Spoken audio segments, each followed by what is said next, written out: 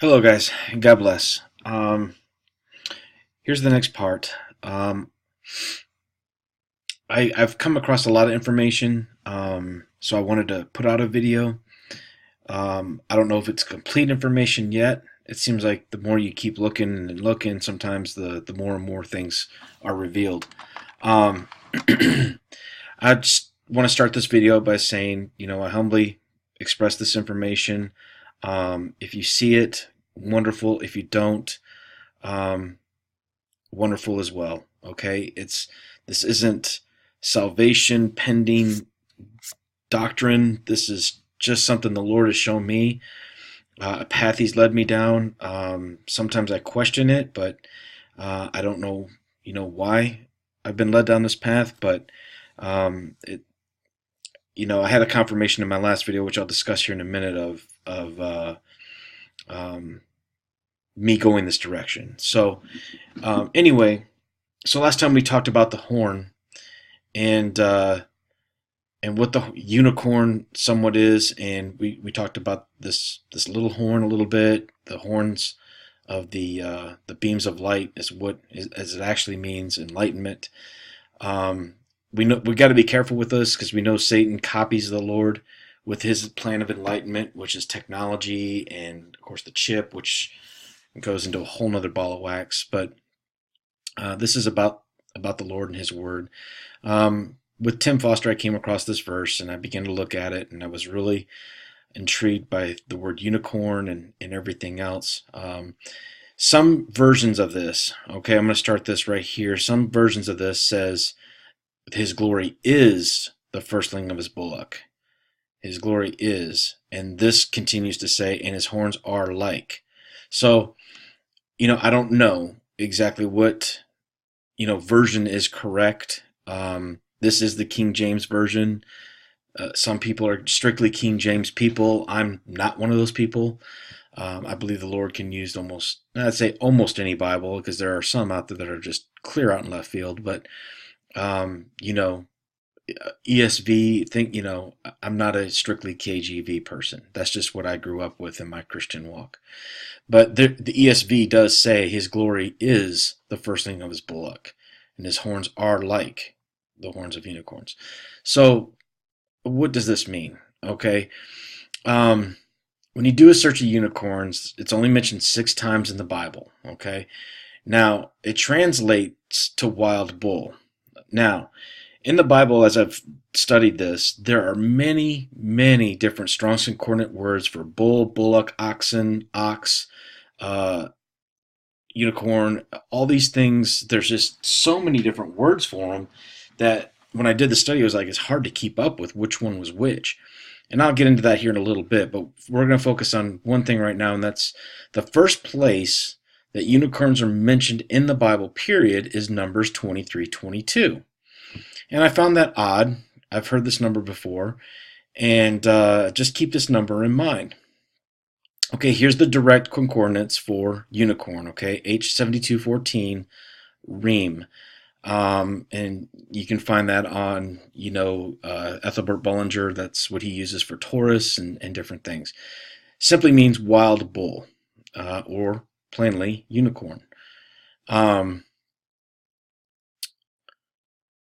If you go to where it's from, it also means to be lifted up. So in other words, from 7213 means to be lifted up. Okay. Now, just keep those things in mind real quick. In my last video, okay, had something very strange happen. Now, when I record, I'm always home alone. You might hear a dog bark or something like that, but I'm in my room and it's very quiet. There's nothing going on up here. But in my last video at 10:54, right after I say the word Joshua, you can clearly hear a voice say seed. It's a female voice. I don't have any females here. I didn't catch this initially. Okay, it was recorded, like I said, in a closed room. But a sister, Sarah,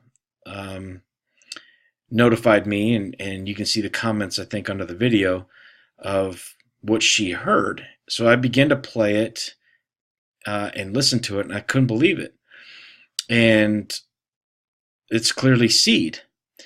So as I'm looking at this, remember our 2322 unicorns mission for the first time. 2322 is the word, which is backwards, for seed.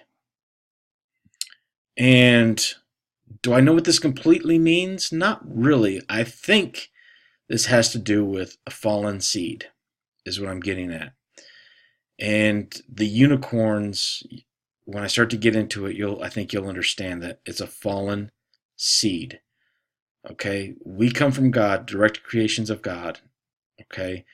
And this is the fallen seed, is how I take it. First off, Satan always reverses everything. So let's just take a look. So H2233 and H2232 both mean seed. Zerah and Zerah, to bear, conceive, child, pretty much mean the same. Pretty much means the same thing. To conceive is more or less the H2232. The Bible makes a definite distinction between bulls, ox, and unicorns. Phone rang. So this is evident in looking at Isaiah 34:7, which has an amazing nugget of information that we'll get to in due time. But it mentions all of them: bulls, bullocks, and unicorns. It doesn't mention oxen, which we'll get into here in a second, but just wanted you to give you a heads up on this. Because a lot of people say that unicorns was just another word for bull, or another word for bullock or oxen, that there was no distinction. Well, that's totally out the window at this point. The horn literally means enlightenment. Okay, the beast, the little horn, will have power afforded to him by God, and we know this. All right, lying signs and wonders to be used for judgment, like the tribe of Dan used for judgment. Okay, if you go back to Genesis 6, okay, we should know by now that the fallen angels came to the earth foregoing, listen to me, foregoing their intended purpose of teaching humanity. We know at Genesis 6 the fall has already occurred at this point. We have generations of men on the earth at this point, and they are obviously trying to deal with sin, obviously trying to deal with what's, you have obviously the split, the Cain and his family went into the city, and we know that the people of God continued in their walk. So now we have this big divide, and everything's going, of course, downhill. So I'm assuming, okay, that the Lord sent them to teach them the ways of God. And this, okay, so this is comparable to what I would call building their temple, okay? And we're going to get into this in just a minute, so just keep that in the back of your mind, building their temple. But instead, they fell to lust, all right? They know they look upon all the wives that they chose, exchanging heavenly knowledge, okay, my term, for sexual relations with human women. With their bestowed wisdom, they betrayed God and humanity. All right. Now, if you read and study the first temple, all right, Solomon fell due to lust. All right. The second temple, if you also read Ezra 9:1-4 at a minimum, the chosen remnant out of Babylon, does this sound familiar? The chosen remnant out of Babylon to build the second temple fall into the same old trap. They fell into lust. Okay, now bear with me. I'm going to quote some verses here. I'm going to read part of Ezra.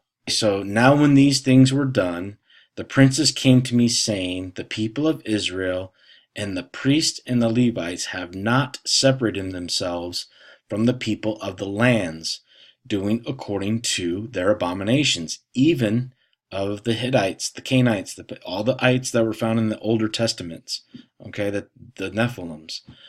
For they have taken their daughters for themselves and for their sons, so that the holy seed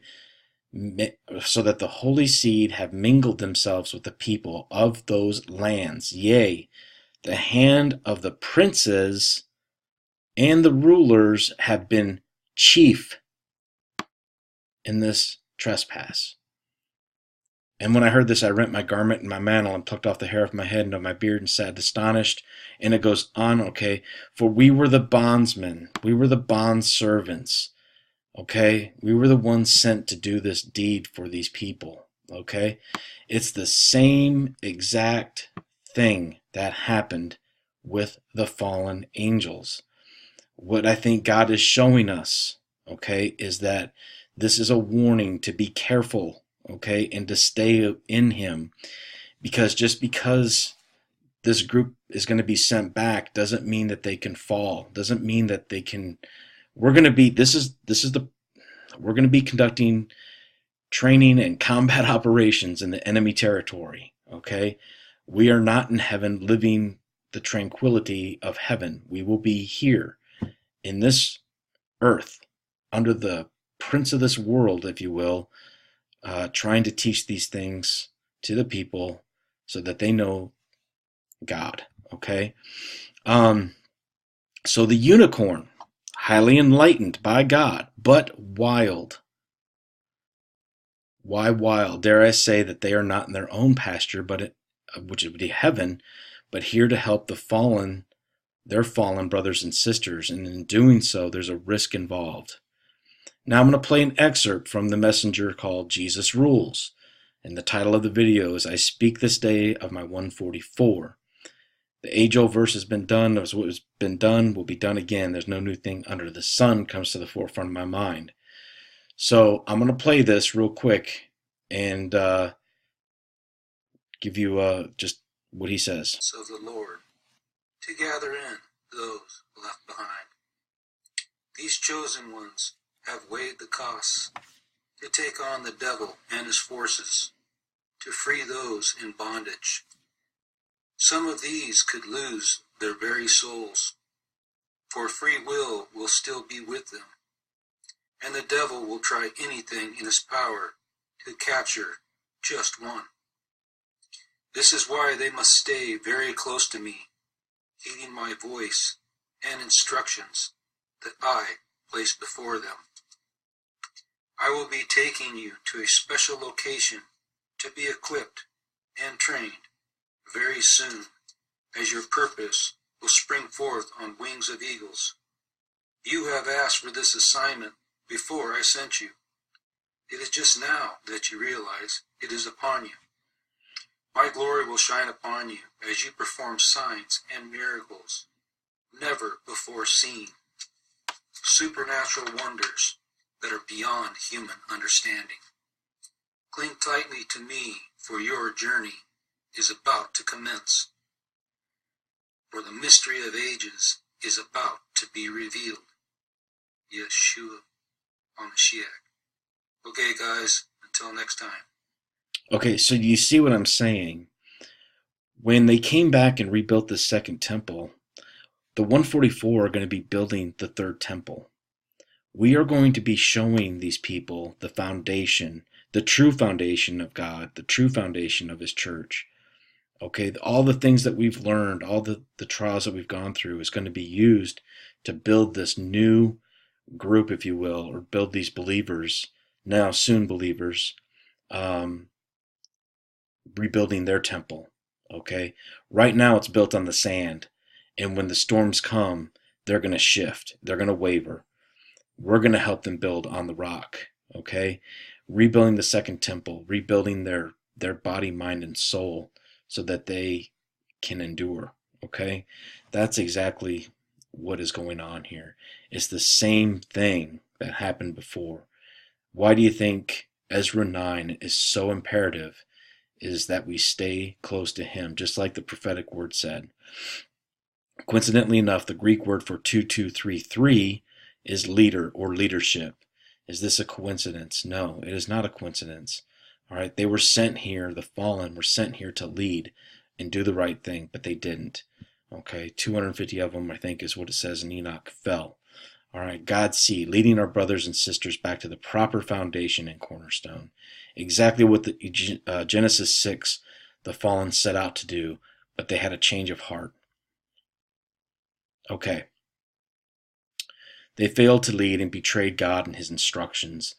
With all their bestowed enlightenment and knowledge, they failed to teach and lead. Instead, they brought forth the judgment of the great flood. Sin compounded and accumulated when they arrived to new levels never seen before. And that's why, of course, the flood came. All right. The angels that kept not their first estate, but left their own habitation, he hath reserved in everlasting chains, all right, under darkness until judgment of the great day. Everything's coming here to get judged. Everything's coming here to get judged, including Satan. Everything will be judged on this earth. All right.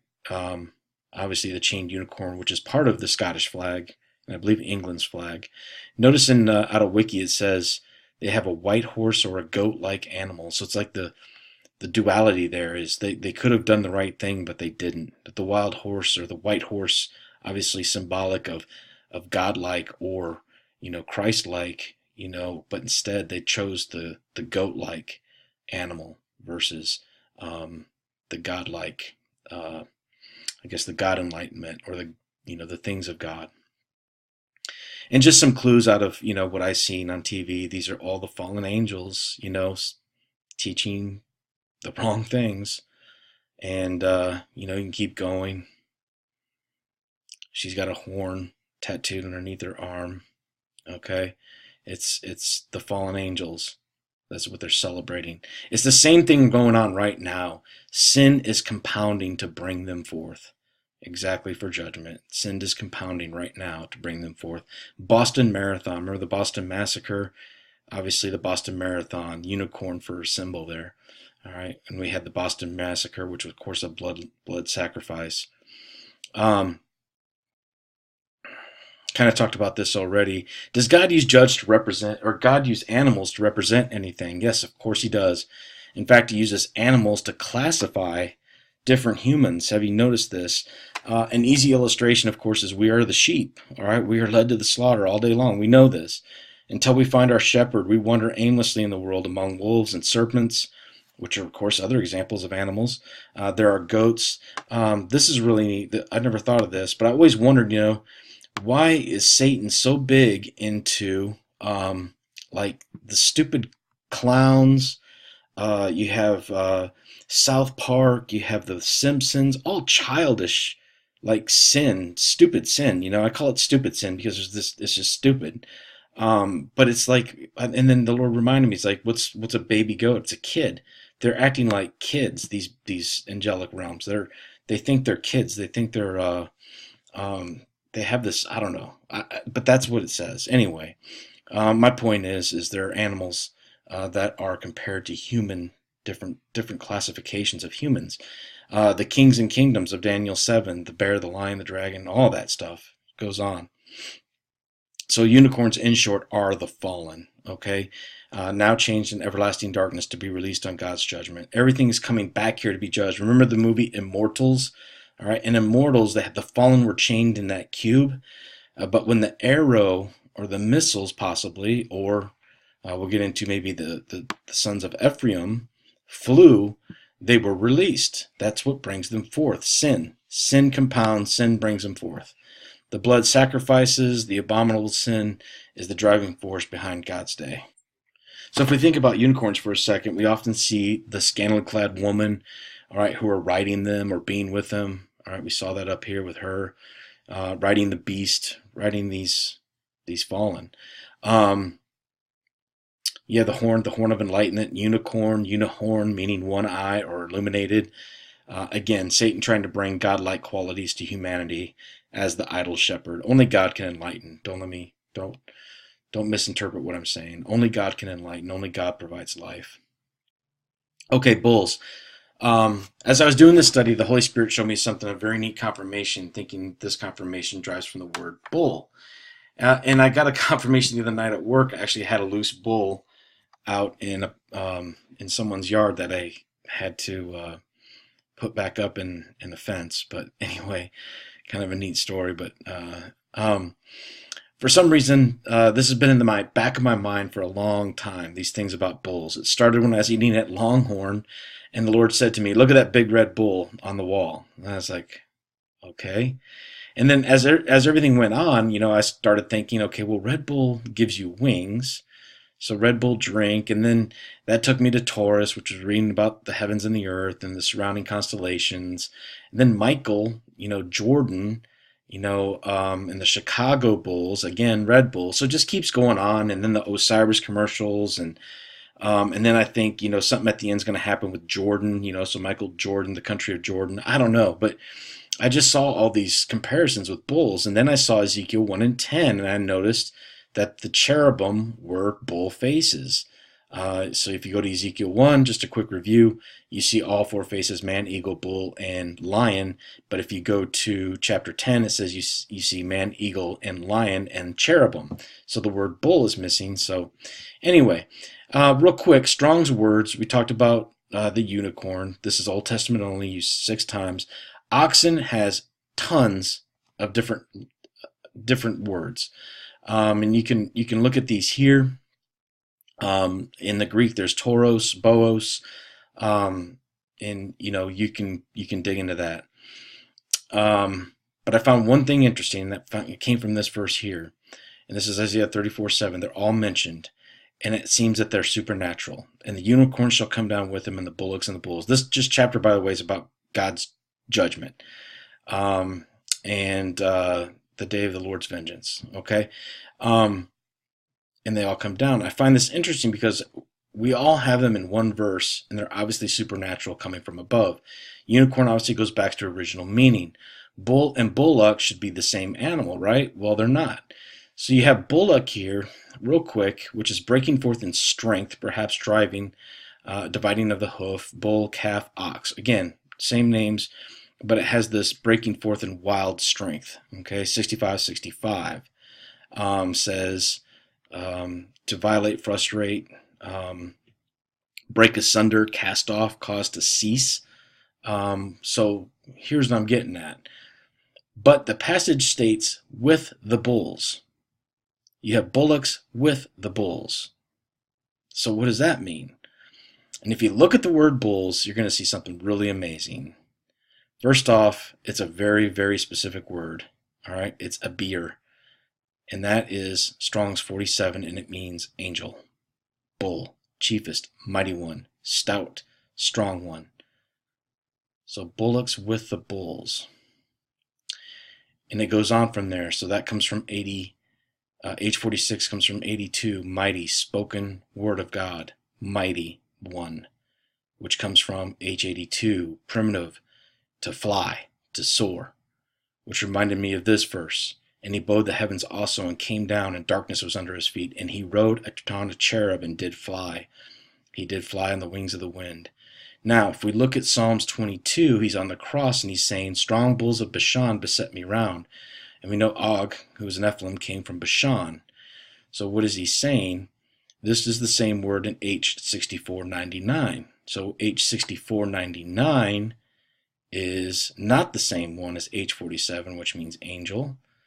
But H6499 is this one here, a bullock breaking forth in wild strength, perhaps as dividing of the hoof, calf, ox, to frustrate, break asunder, cast off, cause to cease, defeat, disappoint, dissolve, divide, defeat, defeat, defeat, defeat.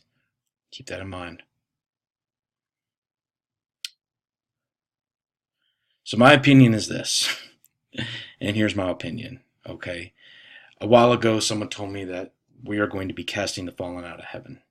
Okay, we know Michael does, and with Satan and the third of the stars fall with him. Could this be the angels casting the fallen out of heaven, is my question. 2 different bulls, okay? Bullocks with the bulls. Unicorns shall come down with them, and the bullocks with the bulls. And I say that because of this, okay? My opinion is this: the Ephraim, 144,000, expelling the fallen out of the third heaven, and them, and the Lord following behind them. Consider more of Psalm 18. You sent out his arrows, yea, he sent out his arrows and scattered them. He shot out lightnings and discomfited them. Who are the Lord's arrows? Ephraim. When I have bent Judah for me, filled my bow with Ephraim. Are these the lightnings and arrows that are coming forth, destroying the fallen bulls and tossing them out of heaven? I think so. I think so. And if I get more revelation, guys, I'll put another word out. But this is what I think. All right, guys. God bless you. Please comment. Please let me know what you think. Um, God bless. Take care of each other. Bye bye.